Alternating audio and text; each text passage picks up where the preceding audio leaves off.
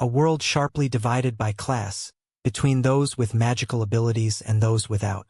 In this world, a lovely girl lives a peaceful life with her father in a remote countryside. As she grows up, she gradually awakens memories of her past life. Accepting her fate as an ordinary person and desiring a tranquil life with her father, however, when a crisis strikes, she discovers that her father is actually a duke concealing his identity, and he is also the strongest swordsman. Follow this captivating journey as the father and daughter duo stage a rebellion, overthrowing the king's tyrannical and discriminatory rule. The story begins with the image of a beautiful baby girl with silvery white hair and ocean-colored eyes. The child lies in a comfortable cradle, waving her hands at the man in front of her. Gently lifting the child into his arms, the man, with hair the exact same color as the child, thinks to himself that she is a little angel. He is Enoch Rubinstein. That is his first thought upon seeing the child who looks just like him. The child seems very close to him and appears comfortable being held in Rubinstein's arms. The man is completely bewildered by the child's adorable appearance. He wonders, could she possibly recognize me as her father? It is an irresistible pull, a sacred blood bond. Perhaps it is also love. As his finger is grasped by the child's tiny hand, Rubinstein feels a warmth more genuine than ever before. A faint smile flickers across his icy face, and his gaze toward the child softens. Why?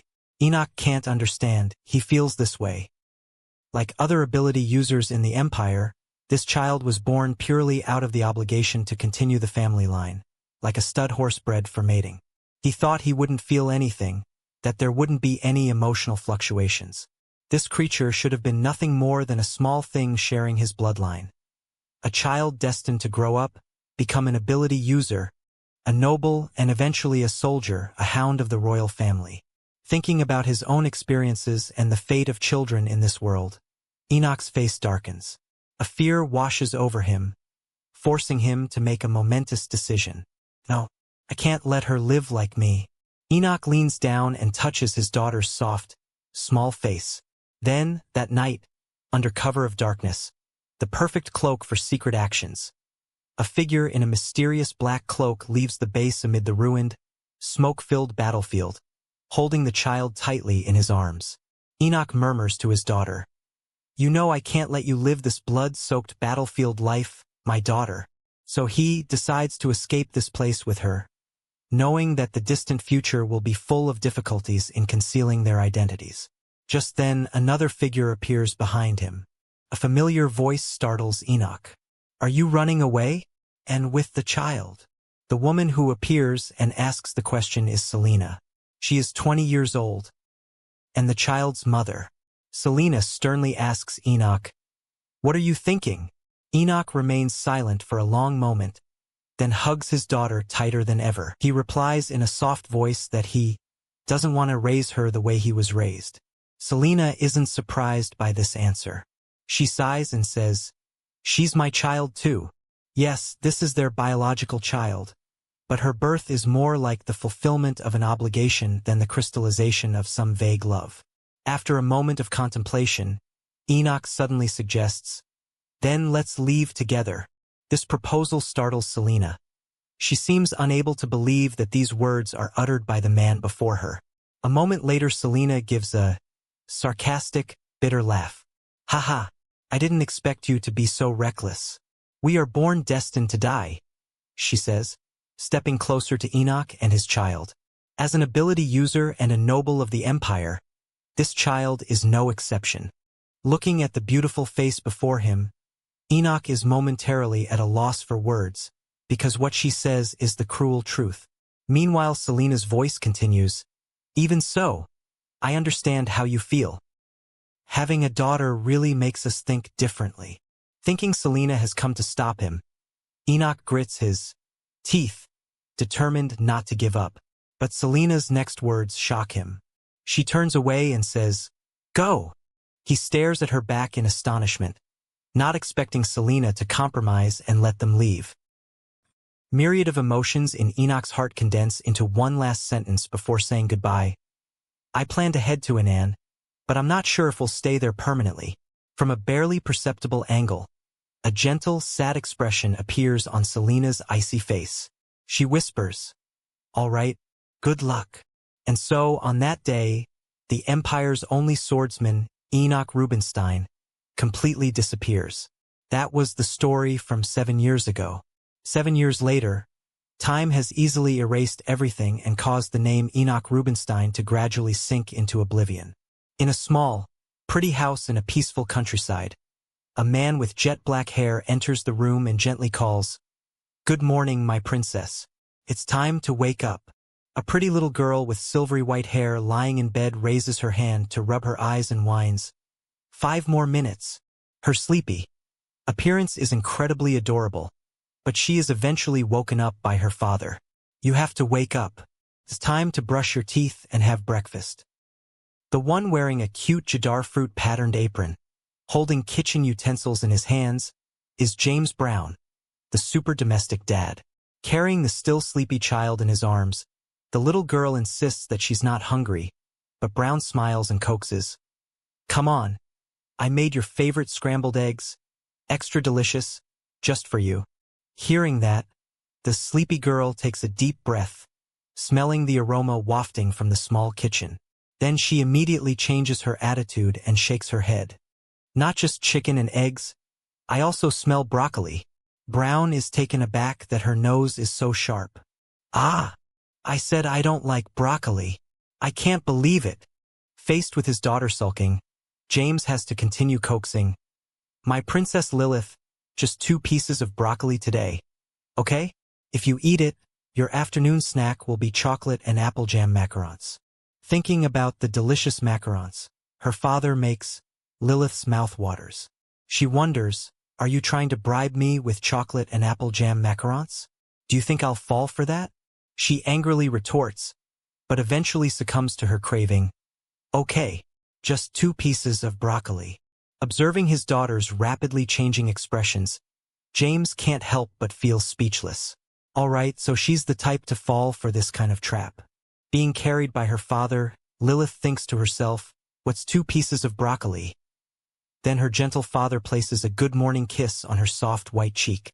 Who's Daddy's sweet little angel? The girl's name is Lilith Brown.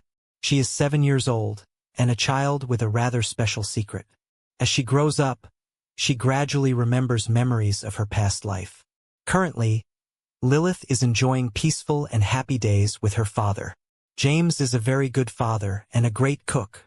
7-year-old Lilith Brown begins to recall her past life memories around the age of 3, and now at 7 she remembers everything. Completely. Everything feels like a surreal and strangely realistic dream, including the fact that this world belongs to a fantasy novel she read in her previous life. In her past life she wasn't. Right? She was a graduate student. Why wouldn't a graduate student be human? To be honest, that life wasn't suitable for humans.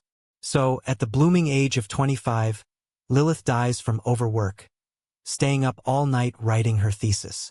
Her thesis title, "A Study of the Nature of Social Reform Employed in Speculative Fiction and Fantasy Novels, The Dose Rebellion."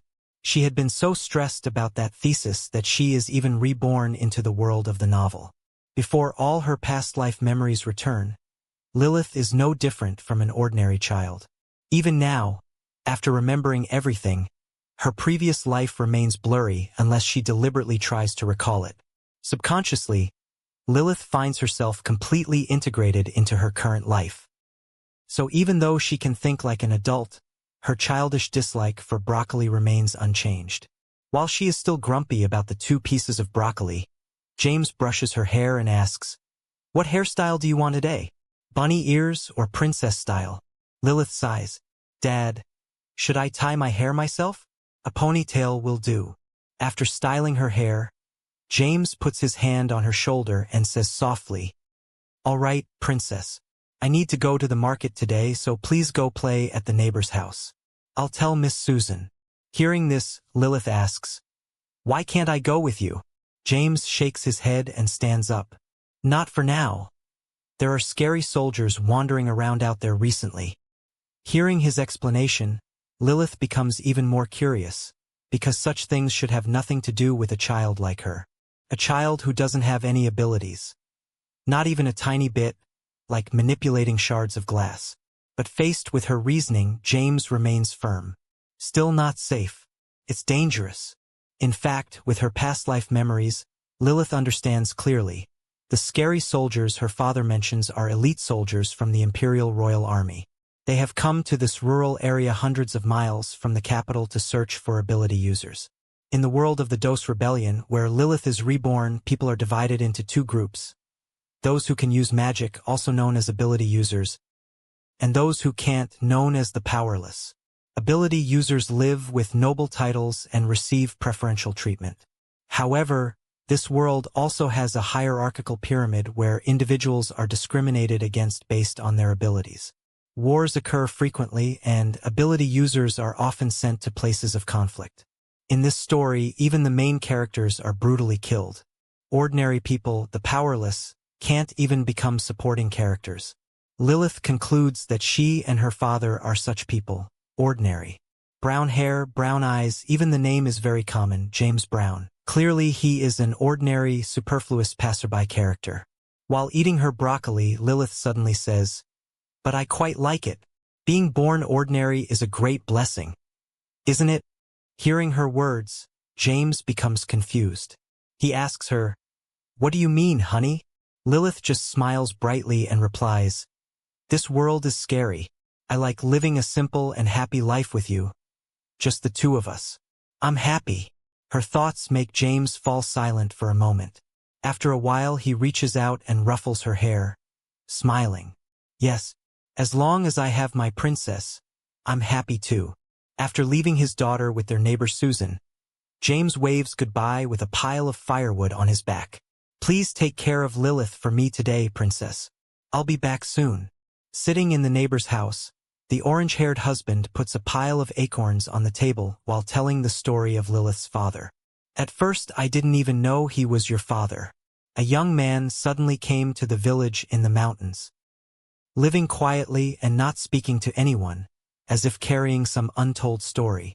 There are many people with such stories in this world." Susan, the neighbor's wife, continues, "Then one night your father came looking very pale. He was holding a newborn baby in his arms. That baby was you, Lilith. It was a clear, moonlit night. The young man named James had completely lost his usual calm and indifferent demeanor, becoming anxious and panicked as he hurriedly told his neighbor, 'I'm sure she's not sick, but she won't eat. She must be very hungry. But every time I try to feed her milk she screams and cries.' Faced with this situation, the neighbor decides to check on the child. Let me see. After taking Lilith from her father's arms, she realizes the problem. Oh my, so that's it. Haha, the poor thing is suffering. Come inside quickly. A moment later, inside the house, Susan brings out a bowl of fragrant liquid food. She explains that it is baby food. She mashed some apple and banana and mixed it with baby formula. She can eat it now. Following the neighbor's instructions, a very tense and serious James slowly feeds the baby a spoonful of food. At first Lilith seems hesitant, but after tasting it she immediately begins to eat with gusto and joy. It isn't a big deal. Even though she is over 5 months old, she has only been drinking pre-mixed milk. Perhaps because she is tired of it, she endures her hunger and expresses it in her own way. The neighbor laughs heartily and continues. After that he became very kind. Every time my husband and I appeared from afar, he would run out to greet us. He often gives us a lot of chopped firewood, too. He must have been very confused because it was his first time raising a baby. So after that day he always asked and learned more about everything he needed help with. Hearing these stories about her father through the neighbor, Lilith can't help but exclaim, "He became a house husband just like that." Suddenly the neighbor laughs, looking at the cards in his hand. "Haha, I won this time, kiddo. Checkmate," he says, placing his cards on the table and then happily gathering all the acorns. However, Lilith's small hand stops him, along with her voice. "Wait a minute. Hey, gotcha." With a smile, the adorable child gently reveals all her cards. Lilith triumphantly wins and takes all the acorns, looking smug. "Let's play again tomorrow. I always welcome a challenge." After a fun day at the neighbor's house, Lilith decides to say goodbye and go home as evening approaches. Thank you, Auntie and Uncle. I had a lot of fun today.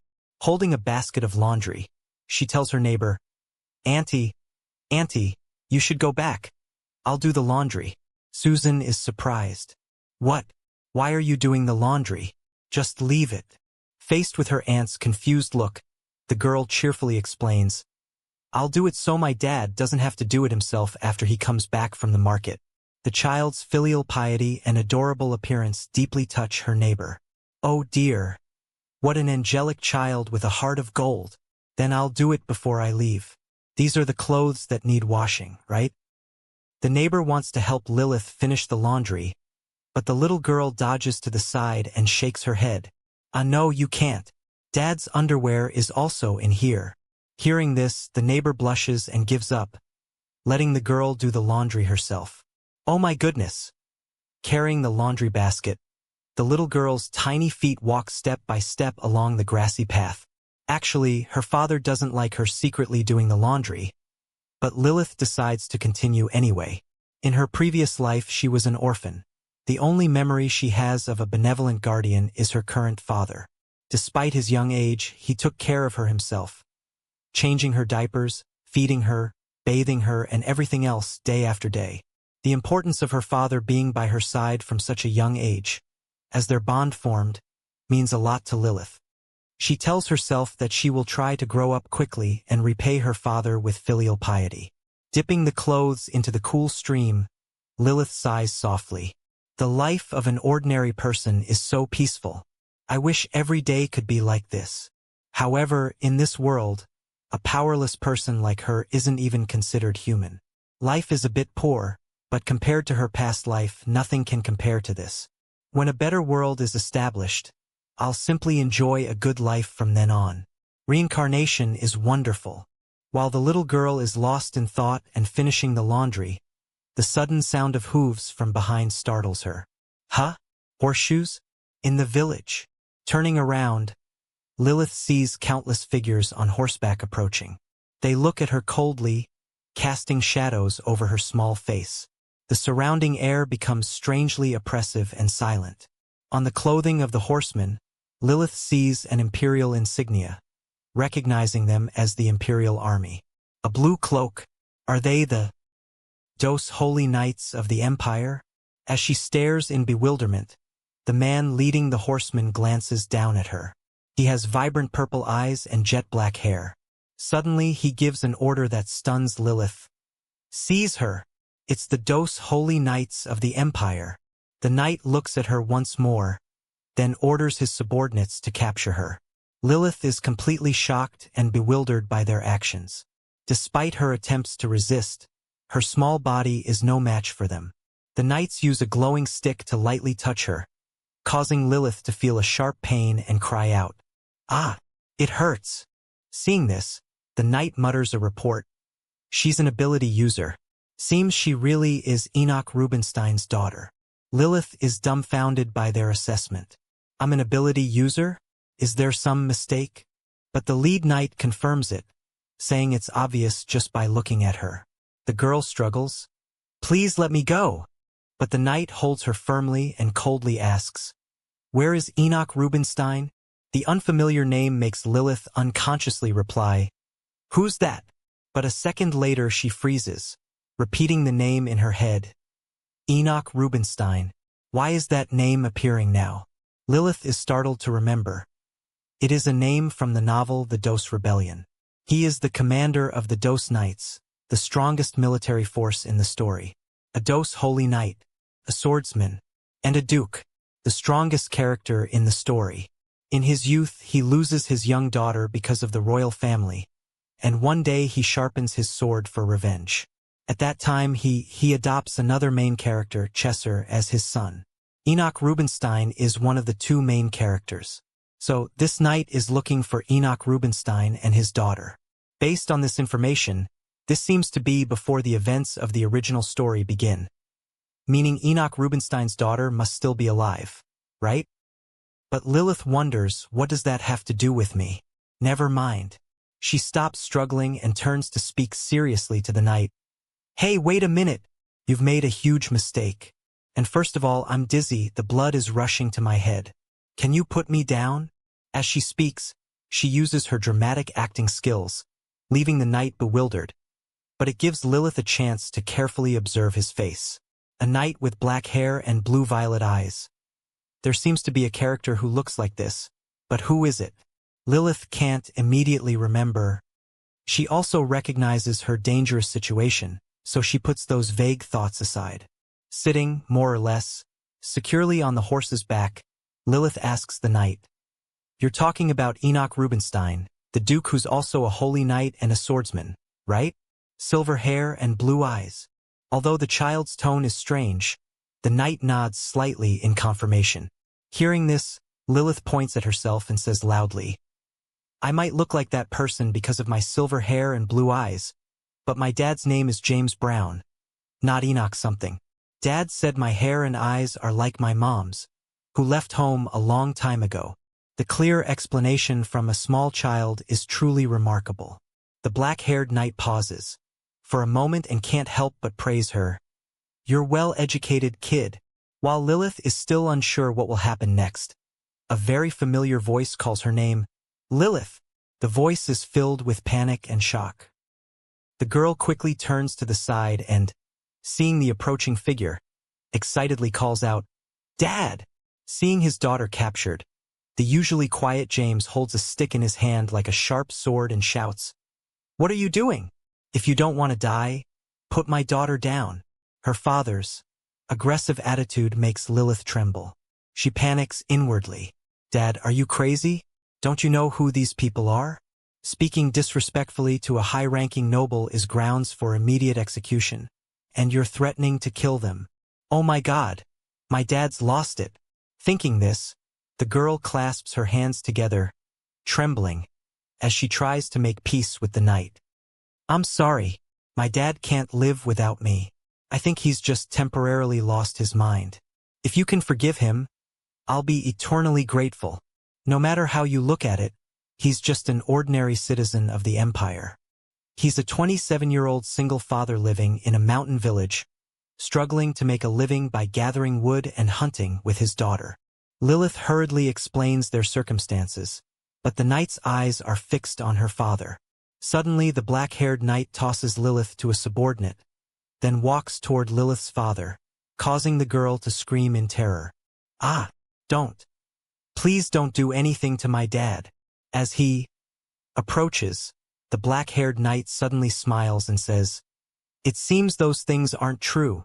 Facing him, James holds the stick like a sharp sword and coldly questions, "Why are you here? Let my daughter go." Hearing this, the knight replies seriously, "Enoch Rubinstein, the Emperor requests your immediate return to the force and the fulfillment of your duties." Lilith continues to try to explain, completely bewildered by the situation. "Ah, no. I told you my dad's name isn't Enoch something." But despite her cries, the black-haired knight continues to speak words that make James freeze. "It's been 7 years. Isn't it time to stop this? You know better than anyone, according to Pavilion military law, deserters are executed immediately. Until their whereabouts are confirmed, they are considered fugitives and classified as Class 1 criminals. However, the wise Emperor has respected your past contributions and your abilities. Despite violating military law, no arrest warrant has been issued against you. Your title and assets have not been confiscated either." Lilith listens to the knight's words in a daze. "Wait a minute. Why is he saying things I don't understand at all?"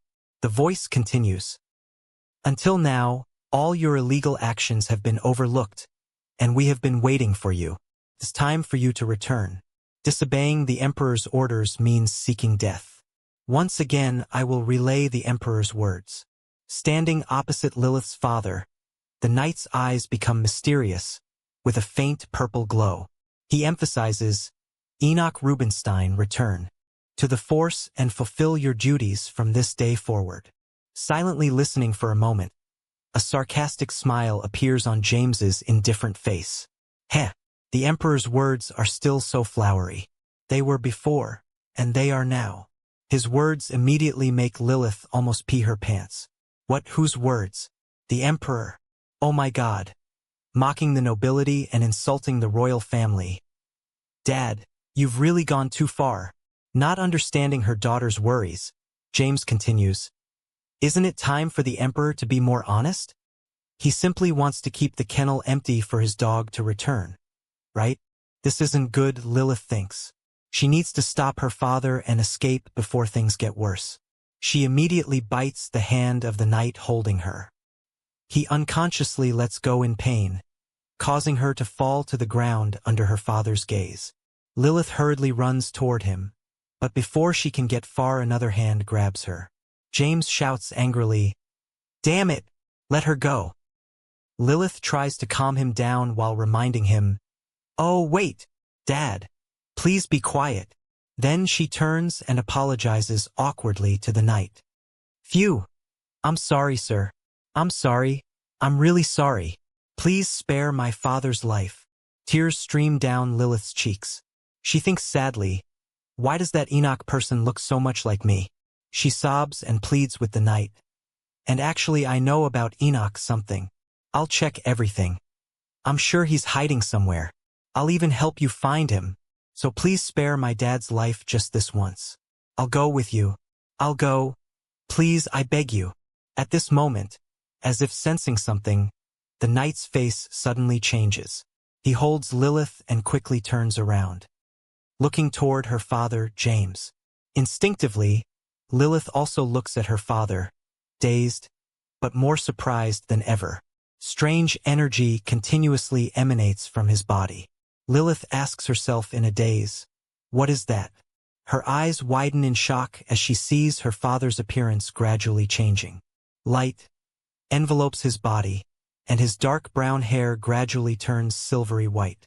In an instant, he transforms into a stunningly handsome man with silvery white hair and deep blue eyes. Lilith's heart seems to stop beating as she witnesses this scene.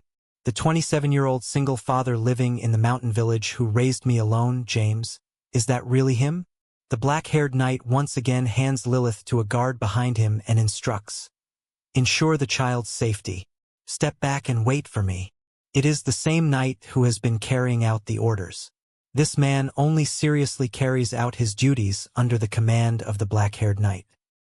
Before Lilith can react or think much, an immense energy explodes in front of her. The intense power and those sword strikes easily push the black-haired knight back. Enoch Rubinstein's cold voice rings out, "Disobey and die. You must think that's a funny joke. And how do you plan to control me?" As Enoch speaks, he brandishes the old weapon in his hand, creating sharp sword trails. The black-cloaked knight can only struggle to defend himself. At this point, Enoch Rubinstein roars, "How dare you touch my daughter!" His overwhelming aura and powerful killing intent make the black-cloaked knight grit his teeth and endure. There is even a small wound on his face caused by the previous sword energy. At this critical juncture, the knight holding Lilith puts his sword to her neck and threatens, "Stop. Right there, Enoch Rubinstein. Surrender peacefully and come with us. Then your daughter's life will be spared." Seeing this, Enoch stops attacking in alarm and anxiety. He calls out to his daughter, then looks at the knights with disgust. "You're using my child to threaten me? The holy knights are truly laughable."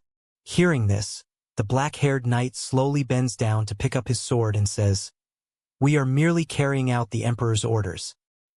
His Majesty has commanded that Enoch Rubinstein be brought back at all costs." Hearing that familiar name again, Enoch coldly shakes his head. "I've abandoned that name, and I have no intention of living under the royal family. Tell that to your master." The black-haired knight's face darkens and he growls, "I'm not giving you a choice. This is an order." His sharp sword moves closer to Enoch's neck.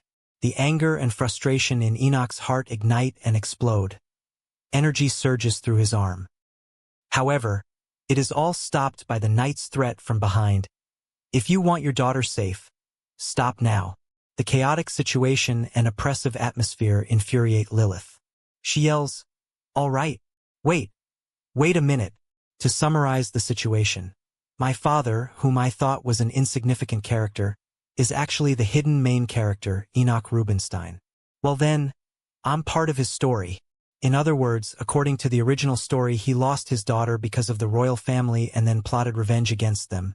And in this world he's taking care of that daughter. Is this real? Everything is clear now.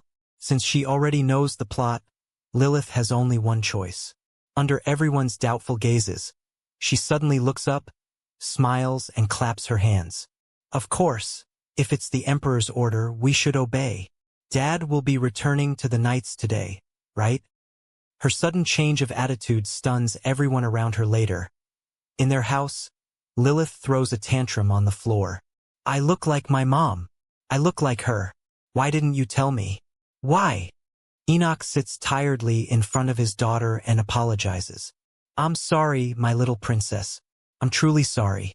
Even with 10 mouths, I have nothing to say. But my daughter. He pauses, then suddenly smiles smugly. Who do you take after to be so clever? You thought so quickly in that situation. Thanks to my princess, we've bought some time. Hey, they are such fools. Did they really think I'd go back once they released the hostage? As long as my princess is safe, I fear nothing. Now hurry up and pack our things. Let's run, he says cheerfully as he packs their belongings, while Lilith remains silent, thinking, wait, is this really happening? No matter how you look at it, he looks like nothing more than a foolish villager. He probably only looked scary because they threatened to harm me. With that thought, Lilith says she wants to talk to her father. She speaks seriously. Don't run away. Let's go back to the Empire together. Dad, please return to the Knights. Enoch is taken aback by this suggestion. Looking directly at her father, Lilith continues, I want to live with pride. I want to go to the capital with you. I'll enroll in the Ability Training Academy and receive my Ability User insignia. After all, I'm an Ability User too. Enoch is completely startled by his daughter's clear words. He asks seriously, what are you talking about? How do you know about the academy and all these things? Lilith stammers that the neighbor told her. But Enoch is shocked. Why would the neighbor know about those things? And why would he tell a child? What was he thinking telling you about this? What was he thinking when he told you about this? Although there are still many questions and confusion in his heart, Enoch's expression softens. He silently looks at his daughter carefully, then places both hands on her tiny shoulders. Lilith, listen carefully to what I'm about to say. The truth is, I always knew this day would come. Fearsome people like those outside had to come looking for us. Even though I knew it for a long, long time, I still decided to run away 7 years ago because I really didn't want you to grow up as an ability user. The life of an ability user or the life of a noble may seem very glamorous, but what outsiders see is not the whole truth. In the Pavilion Empire, ability users are treated like royal nobles. Depending on their rank and expertise, they are granted titles, own vast lands and countless gold coins, and have the right to command obedience and compliance. But these glamorous privileges always come with undeniable obligations.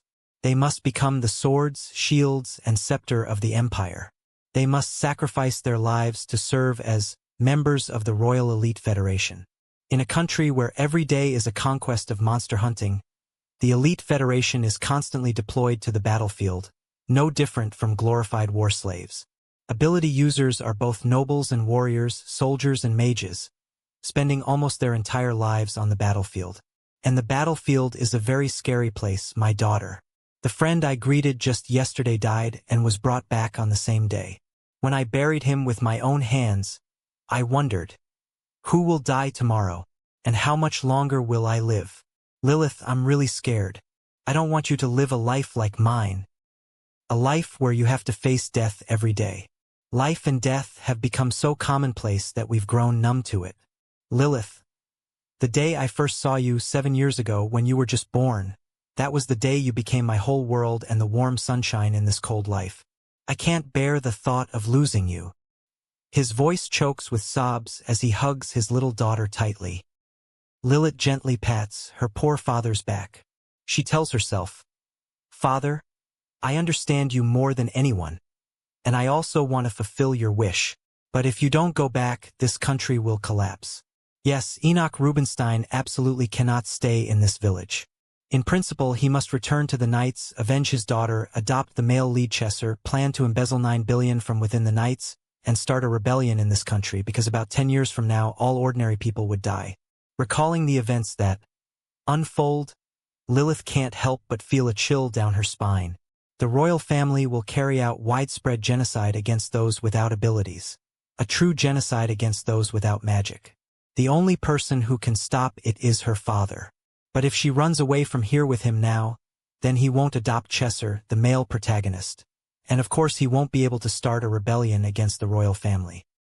Then everything will fall apart and innocent civilians will die. Yes, because she knows everything, Lilith can't live like this forever. She can't hide and watch this country collapse, countless small lives falling into misery. The little girl makes up her mind and looks up at her father.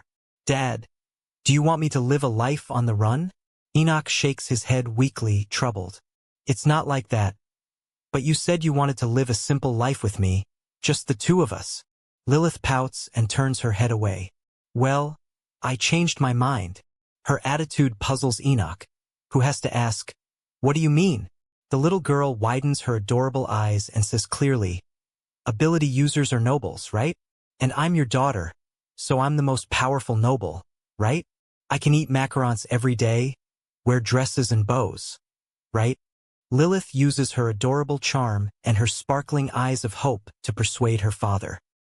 If everything will go according to the original story, she thinks, she should use her previous life's memories to accelerate development and meet the male protagonist Chesser sooner. She has to ensure the rebellion will succeed. I want to be a noble. I want to be a real princess. We'll go back and you won't have to chop wood so hard and sell it at the market anymore. And I won't have to wait for you to come home. Also, I won't have to do laundry. Enoch retorts, I told you that you don't need to do laundry, but you still do it anyway.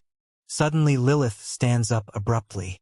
The little girl sees that acting cute isn't very effective, so she changes tactics. She silently apologizes to her father in her heart. Actually, she doesn't want to act like this, but there's no other way. Lilith shouts angrily, why didn't you tell me? Why? Enoch is clearly stunned by his daughter's anger. Why didn't you want me to live as an ability user? What if I want to live as an ability user, as a noble? You didn't even bother to ask my opinion and decided on your own. As she speaks, the little girl sobs. Sure enough, Enoch, now worried, hurriedly tries to soothe her. Oh, my princess. But Lilith resolutely dodges his embrace. I don't want you to be the only one who calls me that. I really want to be a princess. I'm not your daughter.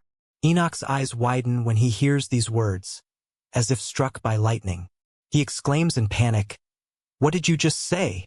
Lilith cries as she points toward the vast world outside. I'm not James's daughter. I will be Duke Enoch's daughter. If you don't want to go, I'll ask those uncles out there to take me. Her strong words leave Enoch completely speechless. Finally, faced with his boundless love and heartache for his daughter, he has to compromise and give in. All right. Sitting in the carriage, looking at her house, Lilith sighs softly. My beloved house, full of childhood memories. I never thought I'd have to leave like this. Now she can confirm that her ordinary country life has truly ended, drawing a perfect full stop. Next will be the distant future. What awaits Lilith from now on is a cruel world. The carriage drives smoothly on the village road. Lilith leans against her father's strong arm and dozes off, when suddenly the carriage stops abruptly, causing her to pitch forward. Thankfully, Enoch catches her in time. Lilith, are you all right? The little girl shakes her head, saying she's fine, then looks curiously out the window. Dad, what's that? At this moment, the black-haired knight pulls the reins of his horse and approaches the window. He observes for a moment and then says, They are werewolves. Enoch exclaims in surprise, Are you kidding me? Werewolves? A pack of ferocious monsters with massive bodies like giant bears. The black-haired knight dismounts and prepares for battle. He says he knew the habitat was nearby, but he didn't expect them to come down to the village. He tells Lilith and her father to wait in the carriage and that he will deal with them and come back. In this dangerous situation, Enoch opens the carriage door and instructs his daughter, "Stay here and don't move. You mustn't go outside no matter what happens. Absolutely don't stick your head out." "Wait, where are you going, Dad?"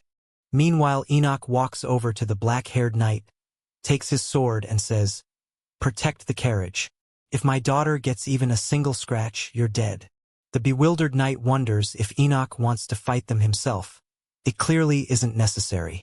But Enoch, holding the sword, walks forward muttering in a disgusted tone, "You expect me to wait how long while you deal with each werewolf one by one?" With that, Enoch faces the pack of giant werewolves alone. Their fierce, primal aura hits him in the face. But Enoch doesn't flinch at all. The overly dangerous situation makes little Lilith sitting in the carriage cry out, "Dad! It's dangerous! Mister, why are you just standing there watching? Help my dad!" Contrary to the little girl's worried appearance, the black-haired knight remains extremely calm, saying that Enoch can handle it himself. Lilith can't comprehend the weight of these words. There is no time for her to think, because her father has already entered battle mode. His hands covered in magical energy extending along the blade as he swings it at the werewolf monsters. The powerful, ferocious werewolves standing before Enoch are no different from rabbits, easily slaughtered. Blood splatters everywhere. The werewolves pose absolutely no pressure or danger to Enoch. What is this? The power of the world's strongest. The difference between reading the story and witnessing it in reality is indeed too great. A noble family that only produces top-tier ability users. The foundation of the aristocracy. The empire's only swordsman. The silver wolf on the battlefield. The undefeated warrior. That extraordinary existence is described about 5,000 times. The true power of the male lead. While the little girl is still bewildered and surprised by her father's strength, the two men argue about why he asked them to guard the carriage, but they only stood and watched. Lilith wonders if this title upgrade isn't too much. In the blink of an eye, she has become the daughter of the strongest. They travel to the temple of Nam El Fasha, coming here to use the temple's transfer gate, which can be found in large cities, to reach the capital. Because commoners aren't allowed to enter the capital in ordinary clothes, Lilith changes into another outfit. A beautiful, soft dress that she really likes. This is the change that comes with the title upgrade. Overnight, the knights in the group look at the beautiful little girl before them. They curiously ask about her age and why she is so small at 7 years old. Has Duke Enoch starved her? So, do you get scolded? Is your dad scary? What's he like when he's angry? Have you ever been hit? Countless questions are posed by the two of them, and it seems they are both very afraid of Duke Enoch. Lilith honestly replies that she gets scolded for hiding broccoli under her chicken, or when her dad catches her sneaking chocolate after brushing her teeth. Hearing that, the two men nod and murmur, "You're still young, and he raises you so strictly. Of course, he's Enoch Rubinstein. Did you think he'd spoil his child?" Both are astonished when Lilith says she has never been hit by her father. "No, sirs, I've never been hit or yelled at. But, uncles, is my dad really that scary?" Asked about this, the two knights immediately shudder dramatically. "You know Duke Enoch. He can tear a bear apart with his bare hands." As he speaks, the knight reenacts the terrifying scene. Lilith gasps when she hears these words. Tear a bear apart with his bare hands? The knight continues. He's cold, but how cold? He used to be someone very difficult to approach. But wasn't he quite close to the commander? The knight asks, then turns to look at the commander with black hair. Following everyone's gaze, Lilith sees the knight standing before the transfer gate. And at this moment she remembers him. No wonder she felt his appearance was so familiar at first. Action Libra Mos Dos rank. 7 years ago he had taken the commander's position after Lilith's father disappeared. He will be her father's closest comrade and companion in the future rebellion. As expected, he is a major character in the original story. So that person is Action indeed. With such a handsome face, there is no way he could be a supporting character. While Lilith recalls details of the story, the two knights are still chatting with each other. Wasn't Duke Enoch about to kill the commander just now? Yeah. If anything had happened, it definitely would have been murder. Just then the door behind the little girl opens. Her father has arrived. Lilith immediately runs toward him with joy and excitement while the two knights stand up straight, not daring to say another word. Looking at her father in his knight's attire, his appearance and demeanor are completely different from the farmer he was before. Lilith is astonished by her father's appearance at this moment. Even if she hadn't read the novel, she would have immediately known that her father was the main character upon seeing him like this. Facing his daughter's stunned gaze, the Duke also bends down slightly to look at his daughter in her new outfit. He lifts her up and admires her, then exclaims in surprise, "An angel! No, this can't be happening. You are an angel. That's the true identity of my princess." Seeing her father start talking nonsense again, Lilith blushes with embarrassment. "Dad, you're doing it again." The Duke hugs his daughter, nuzzles his cheek against hers, and sheds tears.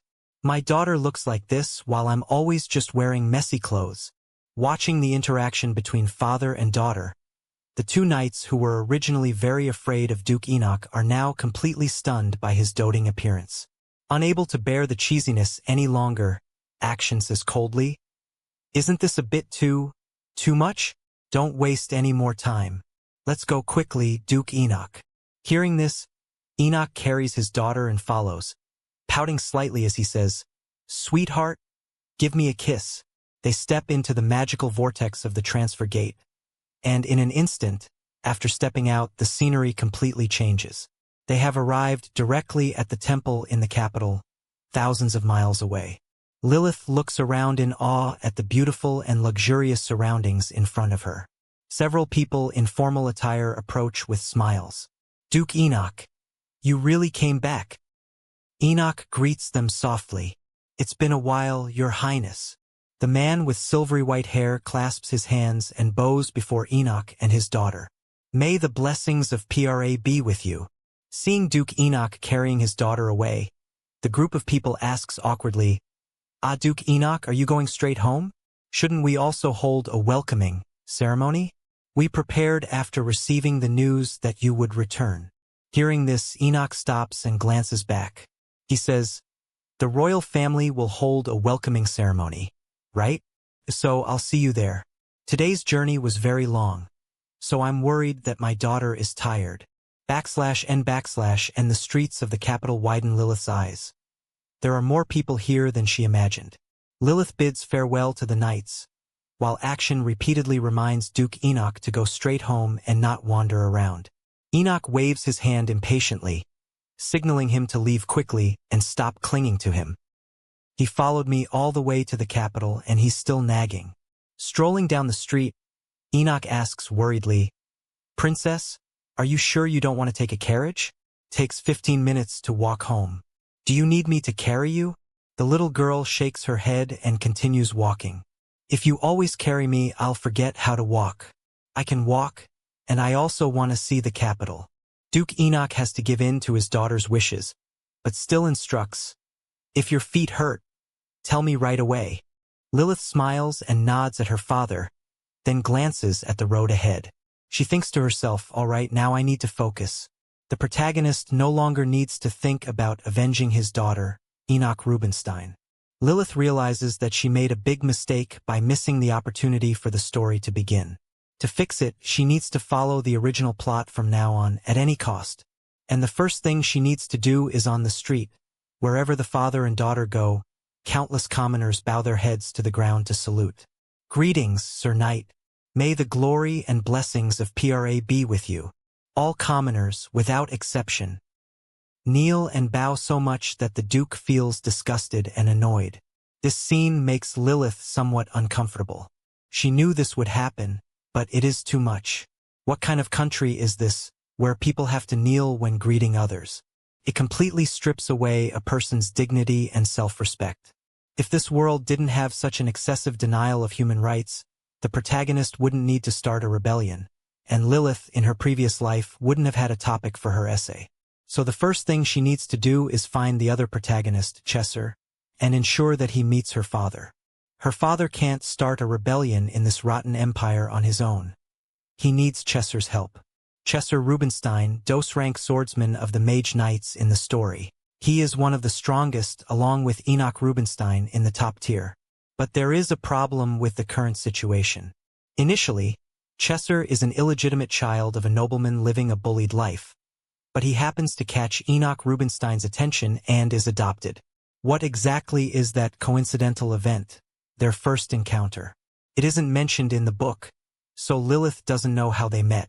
And since his daughter is alive, it is highly likely that her father won't pay attention to Chesser. Therefore, she needs to orchestrate their meeting. But this is like searching for a needle in a haystack. How can she find someone in such a vast capital when she doesn't even know what he looks like? Lilith sighs as she walks down the street with her father. Then she sees her father looking toward a dark alley and curiously follows his gaze. "Dad, what's over there?" The Duke shakes his head and replies softly, "It's nothing, nothing. It seems like a brawl anyway. The security forces are patrolling, so we don't need to worry. Let's go, my princess." Hearing this, Lilith becomes excited. She asks, "If there's a fight, shouldn't we stop them to maintain order?" The Duke sighs and admits that's true, but he doesn't want his princess to be in danger. Faced with her father's caution, Lilith tries to persuade him. "Don't worry, Dad. Let's just go. Okay? You're very strong, so it'll be fine, right?" Having no choice, the Duke agrees to his daughter's decision. Then the two of them enter the alley. When she clearly sees the scene inside, Lilith gasps. "Weren't they just kids?" The Duke asks loudly, "What are you two doing?" The children, seeing someone appear, turn around in surprise.